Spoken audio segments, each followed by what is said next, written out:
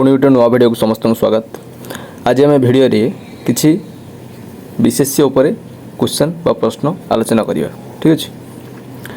तो प्रथम क्वेश्चन से कौन कहूँ ना सत्य क्यों प्रकार विशेष्य विशेष्य आम क्या कहूँ कौन से नामवाचक पद को आम विशेष्य कहूँ। ठीक अच्छे। कौन से नामवाचक जी कौन से गोटे नाम को सूचाऊ। ठीक अच्छे।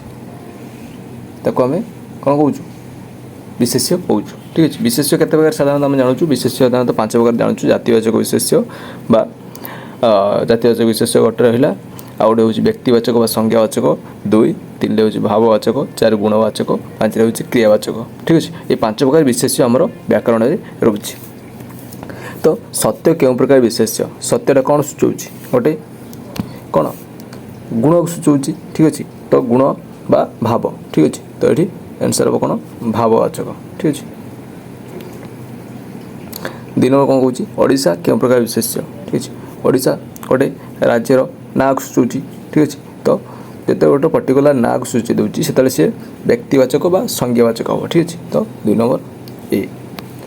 3 नंबर गाय क्यों प्रकार विशेष्य गाय कौन से गोटे जाति सूची पशुर गोटे जाति। ठीक अच्छे। तो यहाँ कौन हम जातिवाचक। 3 नंबर बी। 4 नंबर सेना क्यों प्रकार विशेष्य सेना कौन गोटे जाति सूचाऊ। ठीक अच्छे। गोटे समष्टि सूचाऊ तेणुक से हम जातिवाचक।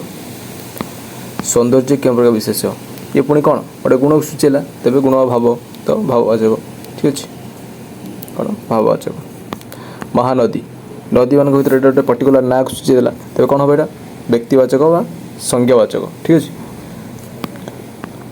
पुस्तक क्यों प्रकार विशेष्य है पुस्तक सी गोटे समष्टि सूचाऊ गोटे केते गुड़ा सब बही को आम साधारणतः पुस्तक कहूँ। ठीक अच्छे। तो यहाँ हम जातिवाचक। 8 नंबर दया दया गोटे गुण भाव को सूची तेज कौन हम 8 नंबर सी भाववाचक। पक्षी दल गोटे दल आस तो साधारणतः आम ये जो दल लगुच गठ लगुच एगुड़ा कि आम समष्टिवाचक भी कहूँ समूहवाचक कहूँ कि जातिवाचक कहूँ जेहेतु ये ऑप्शन ले देती पक्षी दल। ठीक अच्छे। तो आम यहाँ गोटे जाति को बुझेला। ठीक अच्छे। तो आम ये जातिवाचक कहीपर यहाँ समूहवाचक भी आम कहीपर किंतु जातिवाचक कहले अधिक ठीक हम। ठीक अच्छे। 10 रवींद्रनाथ ठाकुर जड़े व्यक्तिंकर निर्दिष्ट नाम को बुझेला तेज कौन व्यक्तिवाचक बा संज्ञावाचक। ठीक अच्छे। शिशु गोटे गोष्ठी को बुझेला। ठीक अच्छे। तो कौन हम जातिवाचक। वन ये भी गोटे बड़ परिधि को बुझेला तेज कौन हम जाति। सुख गोटे गुण बा भाव को बुझेला कौन हम साधारण भाववाचक। कटक गोटे सहर ना को बुझेला कौन हम व्यक्तिवाचक बा संज्ञावाचक।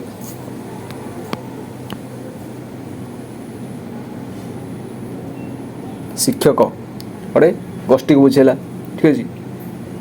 तो कौन हम से जातिवाचक। बंधुत्व गोटे भाव गुण को बुझेला तेज भाववाचक। श्रेणी ये गोटे समष्टि को बुझाऊँ हाँ कि नहीं तेज समष्टि को बुझेला मैंने कौन जाति। ठीक अच्छे। पद्म गोटे फूलर निर्दिष्ट नाम को बुझेदेला कौन हम तेज व्यक्तिवाचक बा संज्ञावाचक। ठीक अच्छे। कौन संज्ञावाचक।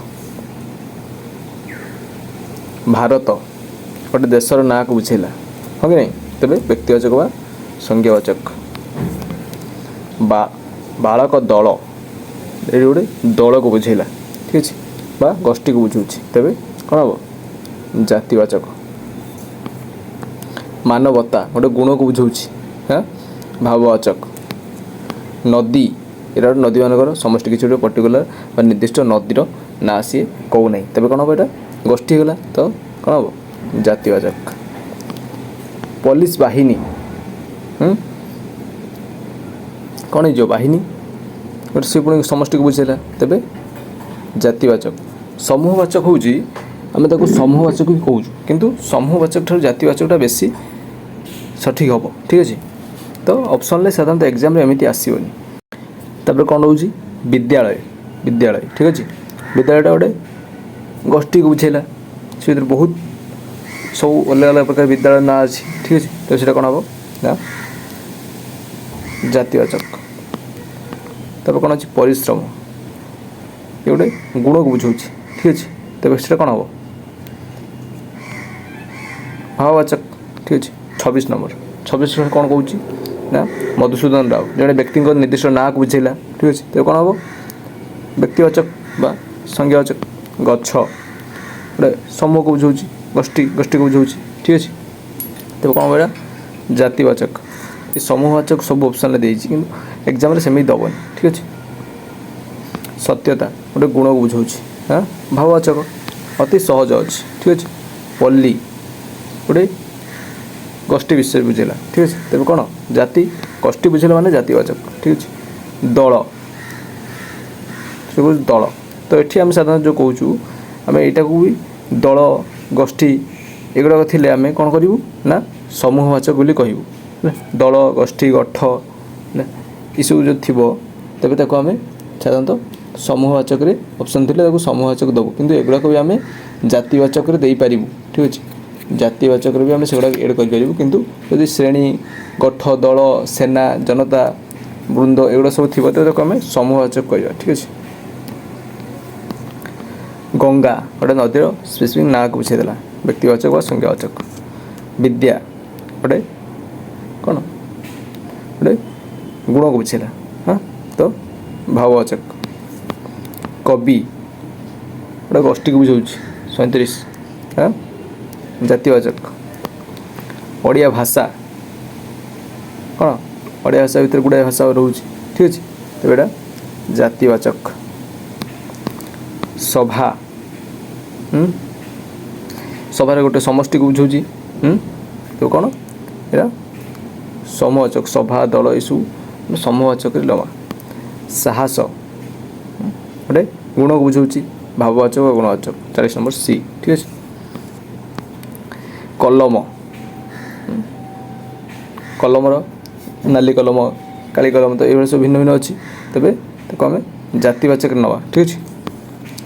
ହିମାଳୟ ଗୋଟେ ପାହାଡ଼ର ନିର୍ଦ୍ଦିଷ୍ଟ ନାମ ହେଲା। ଗୋଟେ ପର୍ବତ ହିମାଳୟ ପର୍ବତ ଗୋଟେ ପର୍ବତ ଭିତରୁ ଗୋଟେ ପର୍ବତ ହେଲେ ଗୋଟେ ଜାତିବାଚକ ହୁଅନ୍ତା କିନ୍ତୁ ହିମାଳୟ ଯେହେତୁ ଗୋଟେ ପର୍ବତର ସ୍ପେସିଫିକ୍ ନାଁ ଦେଇଦେଇଛି ତେବେ ସେଇଟା ହେବ କ'ଣ ବ୍ୟକ୍ତିବାଚକ ବା ସଂଜ୍ଞାବାଚକ। ସୈନିକ ତ ଏଠି ସେନା ସୈନିକ ଗୋଟେ ଗୋଷ୍ଠୀ ଜାତିବାଚକ। ଶାନ୍ତି ଗୋଟେ ଭାବ ଗୁଣ ଭାବବାଚକ। ପରିବାର ଗୋଟେ ସମୂହ ଗୋଷ୍ଠୀ ଠିକ୍ ଅଛି। ତ ଆମେ ସମୂହବାଚକ କହିପାରିବା ଜାତିବାଚକ ବି କହିପାରିବା ଠିକ୍ ଅଛି। ଅପସନ୍ ଏମିତି ଦେବନି ଠିକ୍ ଦେଖିକି କରିବ ଦୁଇଟା ଠିକ୍ ଅଛି। ରାମାୟଣ ଗୋଟେ କ'ଣ ସ୍ପେସିଫିକ୍ ଗୋଟେ କଥା କହୁଛି ରାମାୟଣ ହଁ ତାହେଲେ କ'ଣ ବ୍ୟକ୍ତିବାଚକ ବା ସଂଜ୍ଞାବାଚକ। ପୁଷ୍ପ ଫୁଲ କ'ଣ ଗୋଟେ ସ୍ପେସିଫିକ୍ ଫୁଲ ନା କହିନାହିଁ ତେବେ ଜାତିବାଚକ। ଯଦି ପଦ୍ମ ଫୁଲ କହିଥାନ୍ତା ତେବେ ବ୍ୟକ୍ତିବାଚକ ସଂଜ୍ଞାବାଚକ ହୋଇଥାନ୍ତା। ସ୍ୱାଧୀନତା କ'ଣ ଗୋଟେ ଗୋଟେ ଅନୁଭବ କରୁଛୁ ସ୍ୱାଧୀନତା ବା ଭାବ ଗୋଟେ ଗୁଣ ଠିକ୍ ଅଛି। ସ୍ୱାଧୀନ ତେବେ ସେଇଟା ହେବ କ'ଣ ଭାବବାଚକ ବା ଗୁଣବାଚକ। ଭୁବନେଶ୍ୱର ଗୋଟେ ସହରର ସ୍ପେସିଫିକ୍ ନାମ କହିଲା ତେବେ କ'ଣ ବ୍ୟକ୍ତିବାଚକ ବା ସଂଜ୍ଞାବାଚକ। ଗ୍ରନ୍ଥାଗାର ଗୋଟେ ସମଷ୍ଟି ପୁସ୍ତକର ସମାହାର ରହୁଛି ଠିକ୍ ଅଛି। ତେବେ କ'ଣ ନା ଜାତିବାଚକ। ତ ଇଏ ଥିଲା ବିଶେଷ୍ୟ ଉପରେ କିଛି କ୍ୱେଶ୍ଚନ୍। ସାଧାରଣତଃ ଆମକୁ ମନେ ରଖିବାକୁ ପଡ଼ିବ କି ବିଶେଷ୍ୟ 5 ପ୍ରକାର କ'ଣ କ'ଣ ବ୍ୟକ୍ତିବାଚକ ବା ସଂଜ୍ଞାବାଚକ ଜାତିବାଚକ ଆଉ ଭାବବାଚକ ବା ଗୁଣବାଚକ ଆଉ କ'ଣ କ୍ରିୟାବାଚକ। ଆଉ ଗୋଟେ ଯେଉଁଟା ଶେଷରେ ରହିଲା କ'ଣ ହେଲା ବ୍ୟକ୍ତିବାଚକ ସଂଜ୍ଞାବାଚକ ଭାବବାଚକ ଜାତିବାଚକ ଗୁଣବାଚକ କ୍ରିୟାବାଚକ ଠିକ୍ ଅଛି। 5ଟା ବିଶେଷରେ 5 ପ୍ରକାର ରହୁଛି ଠିକ୍ ଅଛି। ହଁ ତ ପରବର୍ତ୍ତୀ ଭିଡ଼ିଓରେ ଆମେ ଆଉ ଗୋଟେ କିଛି ଆଲୋଚନା କରିବା ଠିକ୍ ଅଛି। ଧନ୍ୟବାଦ।